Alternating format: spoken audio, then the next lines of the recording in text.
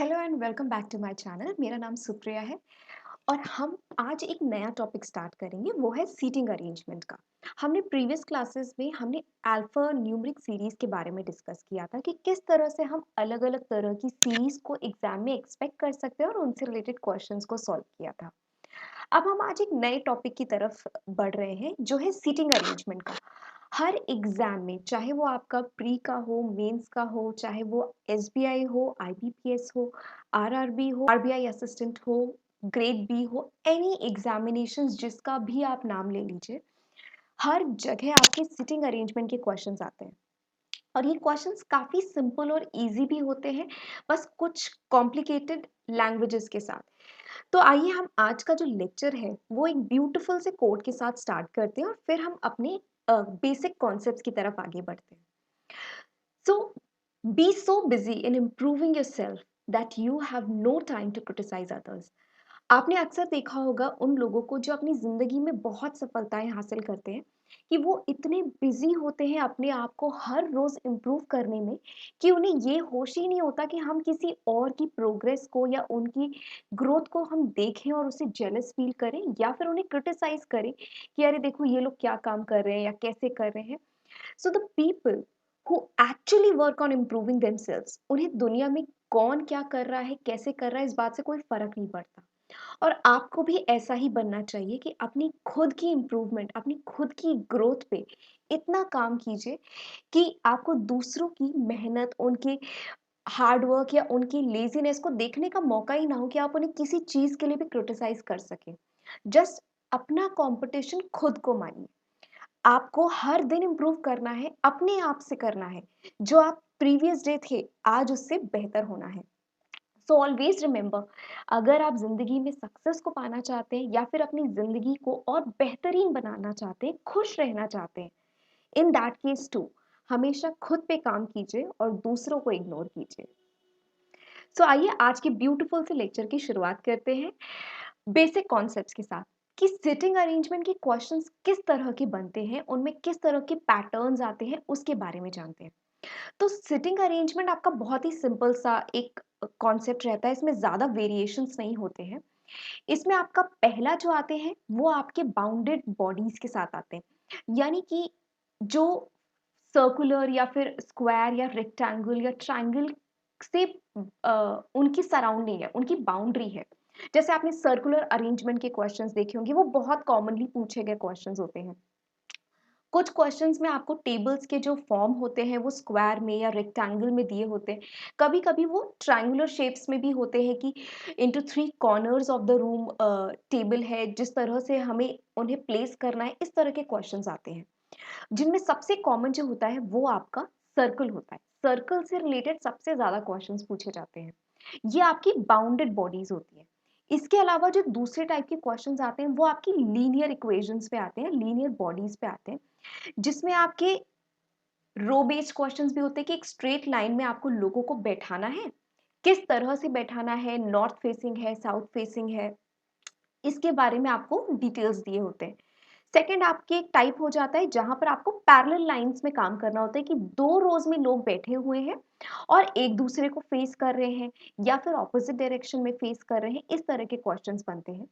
इसमें आपको एक उस तरह के क्वेश्चंस भी आते हैं जहाँ पे बिल्डिंग के ब्लॉक्स बने होते हैं और बिल्डिंग में लोगों को आपको बैठाना होता है कि कितने जगहों पे बिल्डिंग में लोग बैठे हुए हैं। तो वो स्टेप वाइज भी आपकी कुछ फॉर्मेट्स और सीरीज बनते हैं। तो मतलब एक तरह से आप कह दो ये स्ट्रेट लाइन पे हो जाए तो आपके वो भी सेम क्वेश्चंस होते हैं। और अगर वही आपका स्ट्रेट वर्टिकल लाइन के तौर पे हो जाए, यानी कि बिल्डिंग के ब्लॉक्स के बारे में हो जाए या फिर डेज के ऊपर हो जाए, ये आपका एक अरेंजमेंट हो जाता है जो लीनियर के फॉर्म में होता है। अब आइए देखते हैं कि इसमें किस तरह के फॉर्मेट्स बनते हैं। यानी कि सबसे पहली चीज जो इंपॉर्टेंट होती है वो है नंबर ऑफ पर्सन। कुछ में इवन केसेस भी होते हैं और कुछ में ऑड भी होते हैं। इवन हो गया आपका 8 people are sitting around table, या फिर 12 people are sitting around the table, या फिर 6 people are sitting around the table. ये आपके इवन नंबर्स हो गए। बट कुछ में आपको ऑड दिया होता है कि there are 5 people who are sitting, there are 7 people who are sitting, और there are 9 people who are sitting around a circular table या फिर स्ट्रेट लाइन में लोग बैठे हुए हैं या पैरेलल रोज में जो बैठे हैं, वहां पर आपके ये इवन ऑड के भी कॉन्सेप्ट आते हैं। सेकेंडली जो सबसे इंपॉर्टेंट होता है वो है डायरेक्शन, लेफ्ट या राइट। तो आप किसी के भी रिस्पेक्ट में बात कर रहे हो, जैसे ए के रिस्पेक्ट में दूसरा पर्सन कहाँ बैठा हुआ है, वो उसके लेफ्ट में है या वो उसके राइट में है, ये चीजें आपको बहुत ध्यान रखनी होती है। और इस कॉन्सेप्ट को समझने का सबसे बेस्ट तरीका होता है कि आप क्वेश्चन में हमेशा अपने आप को अज्यूम करें। Assume yourself.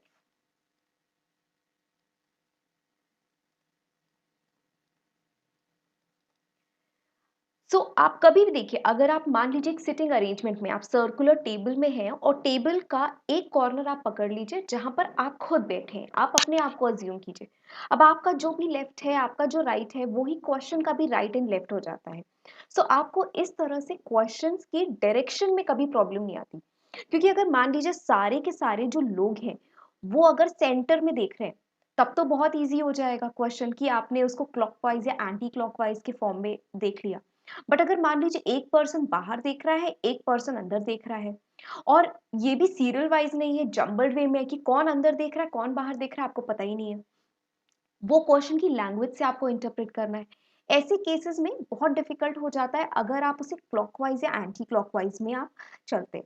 तो हमेशा whenever it comes to direction, हमेशा खुद को अज्यूम कीजिए उस पोजिशन पे, और आप जिधर जाएंगे आप क्वेश्चन को भी उसी डायरेक्शन से फॉलो कीजिए। आपके लिए क्वेश्चन सॉल्व करना काफी आसान हो जाएगा। नेक्स्ट जो सबसे इंपॉर्टेंट होता है वो आपके रिलेटिव प्रोनाउंस होते हैं, यानी कि आपके क्वेश्चन में हु के रिस्पेक्ट में, हुम के रिस्पेक्ट में, विच है, हुज है, हुम है, ये सारे वर्ड्स जब आपको दिखें, दैट मीन्स एलिमेंट्स के रिस्पेक्ट में। यानी कि जैसे एग्जाम्पल के तौर पे मैंने लिखा है, A is third to the left of B, who is second to the right of C. अब हु का मतलब यहाँ पर हो गया, हु किसके रिस्पेक्ट में आ रहा है, जो जस्ट उससे पहले जुड़ा हुआ है, यानी कि जो सेकेंड एलिमेंट है। हमारे यहाँ पे एलिमेंट कौन कौन से हैं, पहला एलिमेंट है ए, दूसरा एलिमेंट है हमारा बी, और तीसरा एलिमेंट है हमारा सी।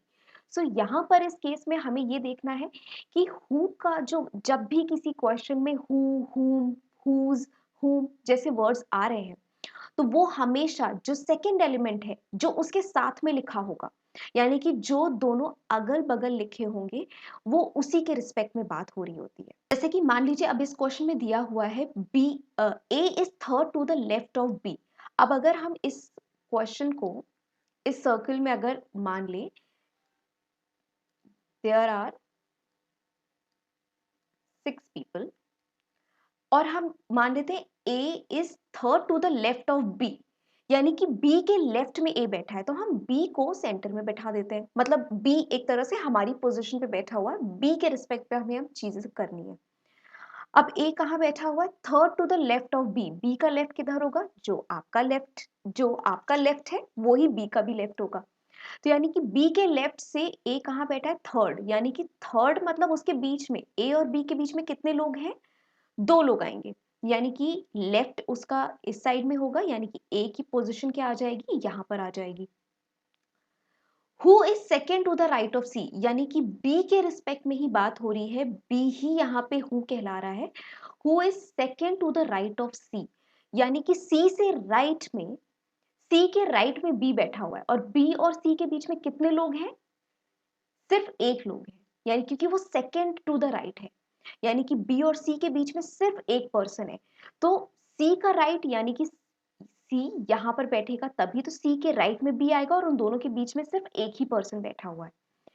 बट वहीं पे जब बारी आती है कंजंक्शंस की, कंजंक्शंस में आपके पास जो क्वेश्चंस में दिए होते हैं वर्ड, वो होते हैं एंड, बट, वाइल, एटसेट्रा जैसे जो वर्ड्स होते हैं, वो अगर आपको क्वेश्चन में दिए हुए हैं तो उसका जो रेफरेंस होता है, जैसे A is third to the left of B and is second to the right of C, तो ए यहाँ पर बी के रिस्पेक्ट में नहीं है, यहाँ पर एंड जो है वो आपका ए के रिस्पेक्ट में बात की जा रही है, यानी कि जो एलिमेंट है वो आपका फर्स्ट एलिमेंट आ जाएगा। तो एंड के साथ हमेशा फर्स्ट एलिमेंट जाता है, एंड, बट, वाइल के साथ फर्स्ट एलिमेंट होता है, और जब भी हु, हुम, विच, हुज लिखा होता है, तो जिसके साथ वो जुड़ा हुआ है, यानी कि सेकंड एलिमेंट के साथ उसकी बात हो रही होती है।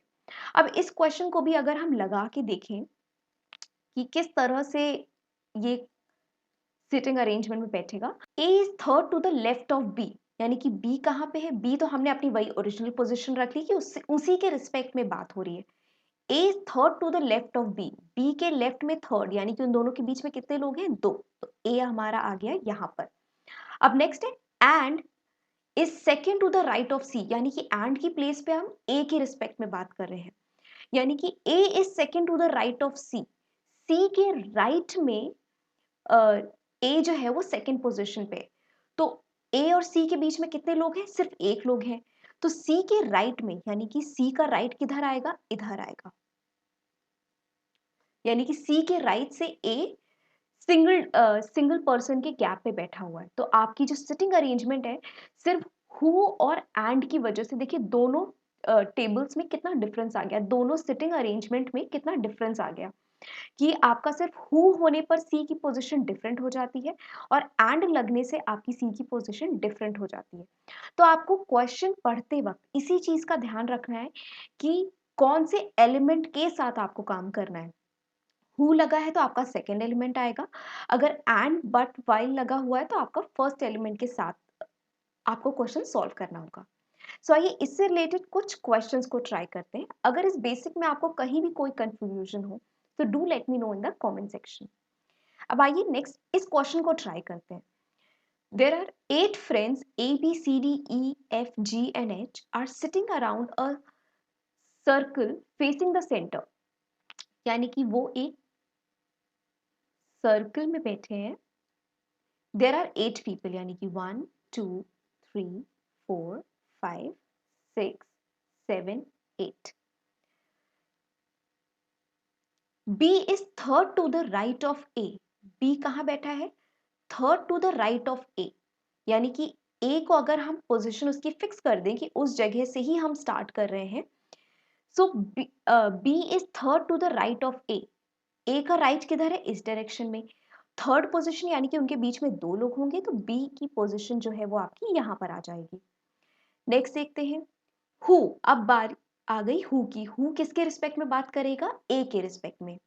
Who is third to the right of C, यानी कि ए, अगर ए के रिस्पेक्ट में बात की जाए तो ए कहां पर होगा, वो सी के लेफ्ट में कहीं पे बैठा होगा, और सी के रिस्पेक्ट से बात की जाए तो ए उसके राइट में है, करेक्ट। सो अब हम जानते हैं थर्ड टू द राइट, यानी कि उन दोनों के बीच में दो लोग हैं। अब दो होने की वजह से हम सी को यहाँ तो बैठा नहीं सकते, मतलब इवन दो हमें डायरेक्शन गिवन है बट स्टिल अगर ए और सी के बीच में दो ही लोग बैठेंगे तो हम यहाँ पर तो उसे बैठा ही नहीं सकते। दैट मीन्स हमारी जो करेक्ट पोजिशन है सी की वो यहीं पर आएगी, और यहाँ से आप देख भी सकते हैं सी के राइट में थर्ड पोजिशन पे ए आपका बैठ रहा है। F is second to the right of E, F कहाँ बैठा हुआ है, second to the right of E, who is not an immediate neighbour of B, यहां पे भी हु की बात हो रही है ई के रिस्पेक्ट में, तो ई कहां नहीं बैठा है, बी का नेबर नहीं है, ई है वो यहां भी नहीं आ सकता, और जो आपका ई है वो आपका यहां पे भी नहीं आ सकता है। सो अब हम आगे देखते हैं, अगर ई इन दोनों जगहों पे नहीं आ सकता और F is second to the right of E, यानी कि एफ जो है वो कहाँ बैठा हुआ है, राइट साइड पे बैठा है, किसके, ई के, ई से एक पर्सन इन दोनों के बीच में बैठा हुआ है और एफ वहां बैठा हुआ है। अब ई जो है वो बी के अगल बगल तो कहीं बैठ नहीं सकता, तो यहां पर सिर्फ एक ही पोजीशन पॉसिबल है, ई के लिए यहां बैठना और एफ के लिए यहां पर बैठना। This is the only possibility जहां पर ये कंडीशन जो है आपकी वो सेटिस्फाई होती है। अब नेक्स्ट देखते हैं, D sits second to the left of H, who sits second to the left of G, यानी कि डी कहां पे बैठा हुआ है आपका, D sits second to the left of H, यानी कि एच के लेफ्ट में एक पर्सन बैठा है और उसके बाद यहाँ पे जी बैठा हुआ है, सॉरी डी बैठा हुआ है, डी से second to the left of H, यानी कि डी और एच के बीच में कितने लोग हैं, सिर्फ एक पर्सन है डी और एच के बीच में। हु सिट्स, हु किसके रिस्पेक्ट में आ जाएगा, एच के रिस्पेक्ट में। Who sits second to the left of G, यानी कि जी के लेफ्ट में, यानी कि एच और जी के बीच में भी एक ही पर्सन का गैप है, यानी कि हमें एच को कहाँ बैठाएं कि डी उसके लेफ्ट पे आ जाए और जी उसके राइट पे। एच की जो पोजीशन है वो आपकी यहाँ आ जाएगी। एच से उसके लेफ्ट साइड पे एक पर्सन को छोड़ करके डी यहाँ पे बैठेगा और यहाँ पर एक पर्सन को छोड़ करके जी आपका यहाँ पे बैठेगा। सो ये आपकी सिटिंग अरेंजमेंट जो है वो फुलफिल हो जाती है। सो आई होप आपको इस क्वेश्चन में कोई डिफिकल्टी नहीं आई होगी। सो देखा आपने कितनी आसानी से, आपने सिर्फ वर्ड बाय वर्ड आप पढ़ते गए, आपने उनकी कंडीशंस को बनाया। और अगर आपको कंफ्यूजन हो ना तो आप इस तरह से चार्ट बना सकते हैं। ये आपको इजी हो जाएगा प्लेसेस को डिटेक्ट करने में कि किस जगह पे हमें पोजीशंस को प्लेस करना है। सो आई होप आपको ये क्वेश्चन इजी लगा होगा और इस तरह से आपके क्वेश्चंस प्री के एग्जामिनेशंस में काफी आपको देखने को मिलेंगे। तो अगर कोई भी कंफ्यूजन हो so do let me know in the comment section. So आइए ऐसा ही एक और क्वेश्चन देखते हैं कि इस तरह के क्वेश्चंस को कैसे सॉल्व करते हैं। यहाँ पर आपको P Q R S and T are 5 girls and X Y Z are 3 boys. यहाँ पर अब आपको डिस्टिंग्विश कर दिया गया है कि दो तरह के लोग हैं, one are boys and one are girls sitting together in a circle facing centre, यानी कि वो एक सर्कल में बैठे हुए हैं and there are total 8 people, यानी कि 1 2 3 4 5 6 7 and 8. P is the only girl sitting between two boys. यानी कि यहाँ पर आपको एक डेफिनेट सिचुएशन दे दी गई है कि P जहां पर भी बैठी है, P is the only girl seated between two boys, यानी कि अगर हम P की पोजीशन को यहाँ पर मार्क कर दें तो गर्ल को हम क्या करते हैं, एक सर्कल से मार्क कर देते हैं और बॉयज को जो है वो एक स्क्वायर, यानी कि पी जो है वो दो बॉयज से अगल बगल बैठी है, यानी कि इन दोनों पोजीशंस पे जो है वो बॉयज ही आएंगे। अब नेक्स्ट देखते हैं क्या दिया है। हम पी के रिस्पेक्ट में पहले फाइंड करते हैं क्योंकि हमें सिर्फ पी के बारे में बताया गया है, अभी और किसी के बारे में कोई इंफॉर्मेशन नहीं है। सो आगे के क्वेश्चन में हम पहले देखते हैं कि पी से रिलेटेड ऐसी कौन सी कंडीशंस हैं जो हमें दी हुई है। अब next is Q is left second left of P, X is second to the right of Z, who is an immediate neighbour of P. Okay, यहाँ पर हमें पी के रिस्पेक्ट में दिया हुआ है that X is second to the right of Z. X कहाँ पे है, आप यहाँ पे कंडीशन बना के लिख सकते हो। एक्स जो है वो कहाँ है, second to the right of Z, Z के सेकेंड, यानी कि इनके बीच में कितने लोग हैं, सिर्फ एक लोग है। Who is an immediate neighbour of P, यानी कि जो z है वो p का इमीडिएट नेबर है। तो यहाँ पर अब हमें ये तो नहीं पता कि z इधर आएगा या इधर आएगा, जहां पर भी आएगा उसके एक स्पेस छोड़ करके हमारी x की वैल्यू आ जाएगी। तो हमें पता है यहाँ पर z आएगा और z यहाँ पर आएगा, ये दो ही कंडीशंस बन सकती है। तो अभी हम उन्हें बॉक्स में नहीं रखते हैं। अब नेक्स्ट देखते हैं, r is to the immediate left of q।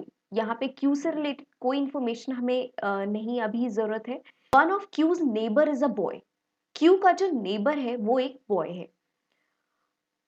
P is third to the left of Q, अब ये भी हमें P के रिस्पेक्ट में दिया हुआ है।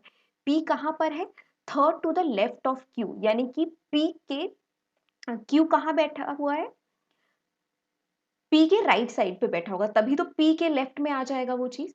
यानी कि P is third to the left of Q, यानी कि P और Q के बीच में कितने लोग बैठ रहे हैं, दो लोग। सो Q की पोजीशन जो आ जाएगी वो आ जाएगी आपकी यहाँ पर। तभी तो ये देखिए Q का जो लेफ्ट है उसमें थर्ड पोजीशन पे P आ गया।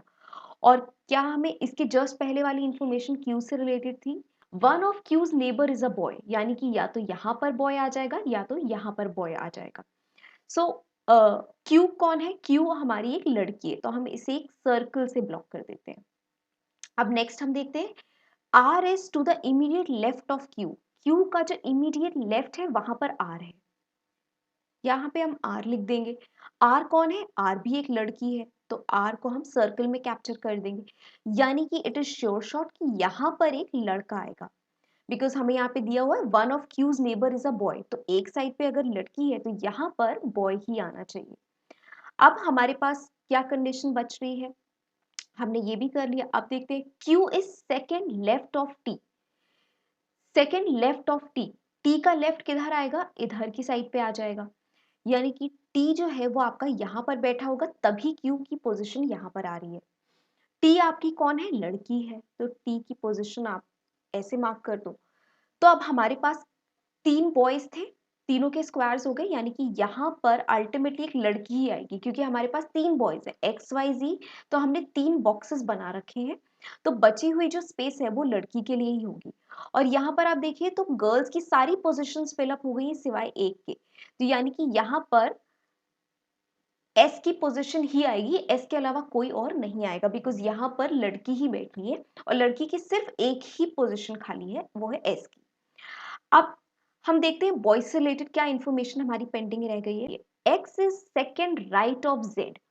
अब सेकेंड राइट ऑफ जेड यानी कि जेड और एक्स के बीच में एक ही पर्सन आएगा, तो अगर जेड और एक्स के बीच में एक पर्सन आ रहा है यानी कि जेड यहाँ पर होगा और एक्स यहाँ पर आएगा, यही कंडीशन हमारी सेट बैठती है।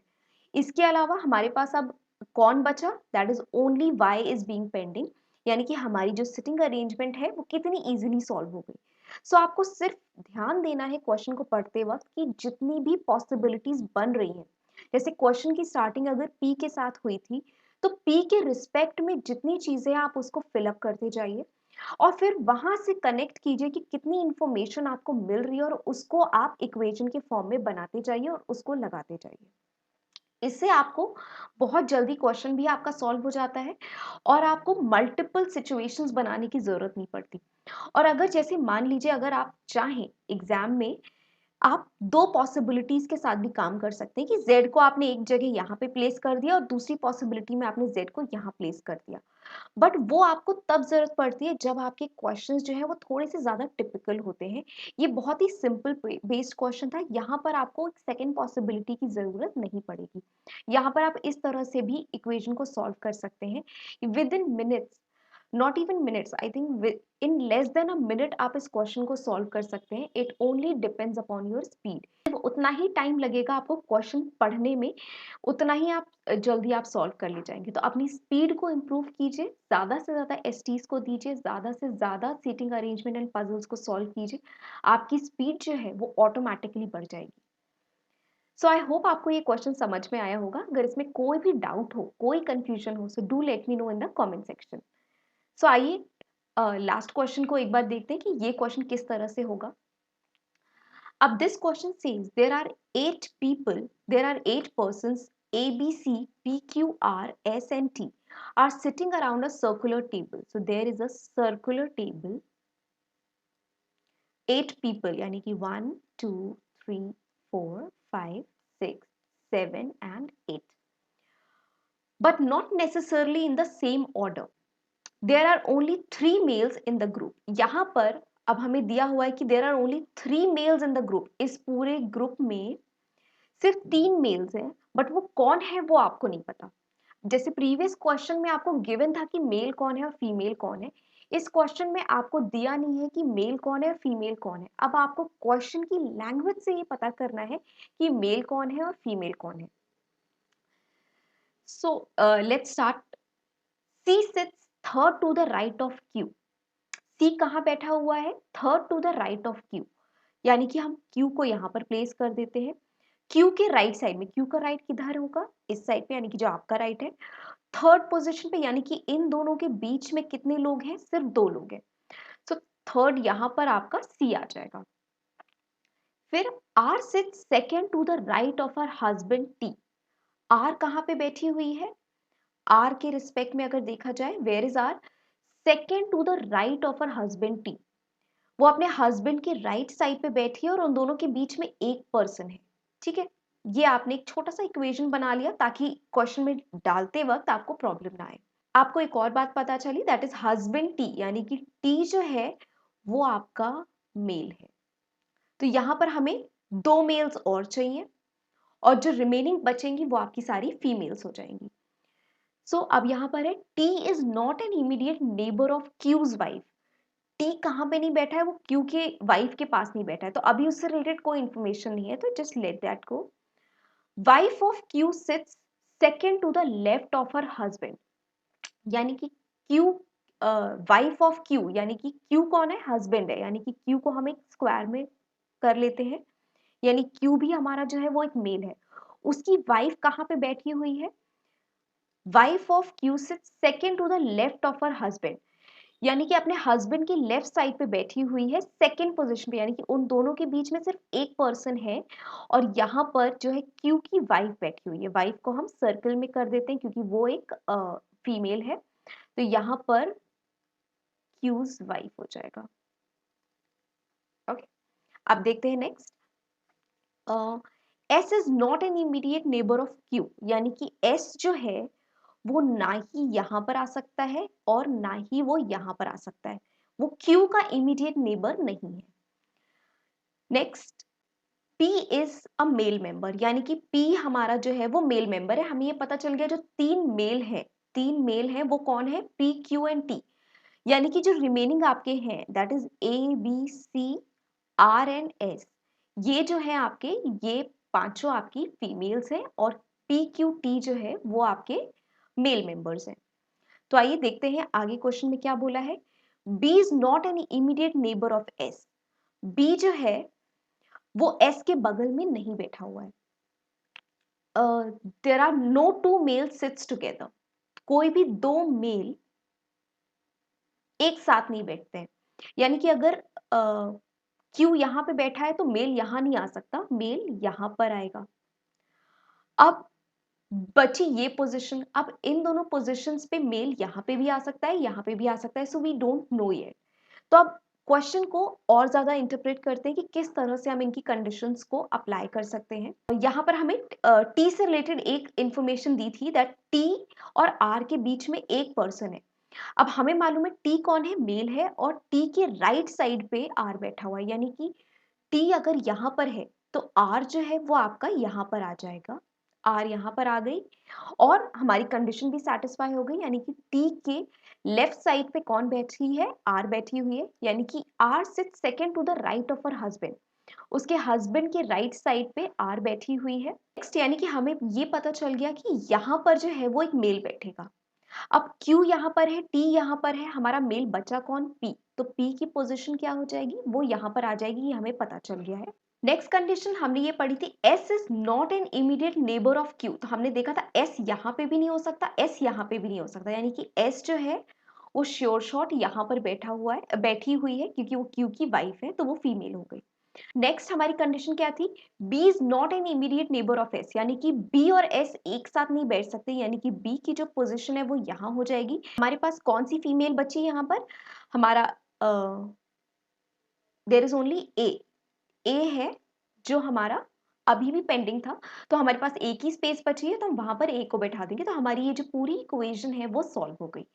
सो आप देखिए क्वेश्चन को पढ़ते वक्त आपको सिर्फ कंडीशंस फॉर्म करनी होती है कि क्वेश्चन क्या बोल रहा है, और जितनी प्रैक्टिस आप करेंगे ना आपके लिए सॉल्व करना उतना ही इजी हो जाएगा। अगर आप एक बार फिर से इस क्वेश्चन की जो लैंग्वेज है उसको प्रॉपरली रीड करेंगे तो आपको धीरे धीरे सारे स्टेप्स जो है वो ऑटोमेटिकली फॉर्म होते हुए दिखाई देंगे। सो हमेशा ट्राई कीजिए कि जो भी कंडीशंस आपको मिलती जा रही है, जैसे आपने स्टार्ट किया सी और क्यू के रिस्पेक्ट में, फिर क्यू से रिलेटेड जो भी पॉइंट था आपने उसको प्लेस किया, फिर आपने देखा जो भी कनेक्टिंग डॉट्स हैं, यानी कि जो कनेक्टिंग स्टेटमेंट्स बनती जा रही हैं, आप उससे रिलेटेड इक्वेशंस को बनाते जा रहे हैं।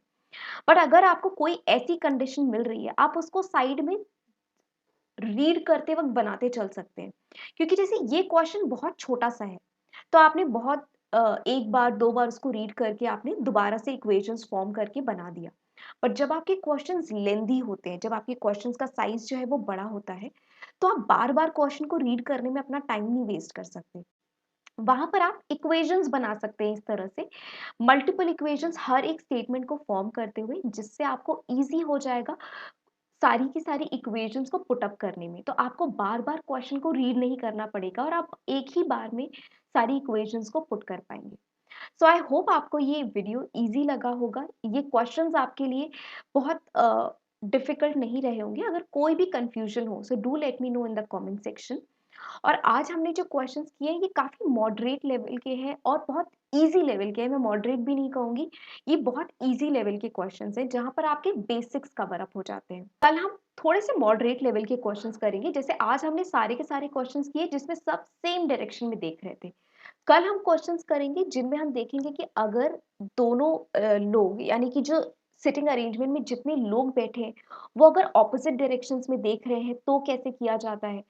अगर some are facing south and some are facing north वाले होते हैं, इनसाइड आउटसाइड क्वेश्चंस होते हैं, वो कैसे सॉल्व किए जाते हैं? कल हम उससे रिलेटेड क्लासेस को करेंगे और हम सिटिंग अरेंजमेंट के अलावा जो आपके रोज़ में लोग बैठे होते हैं या बिल्डिंग बेस्ड क्वेश्चंस होते हैं, पैरेलल रोज़ वाले क्वेश्चंस होते हैं, कल हम उनसे रिलेटेड टॉपिक को भी कवर करेंगे कि उसमें किस तरह के क्वेश्चंस बनाए जाते हैं और उन्हें कैसे सॉल्व किया जाता है। सो अगर आपको ये वीडियो अच्छा लगा हो तो इसे लाइक कीजिए, शेयर कीजिए, सब्सक्राइब कीजिए। Thank you so much for watching.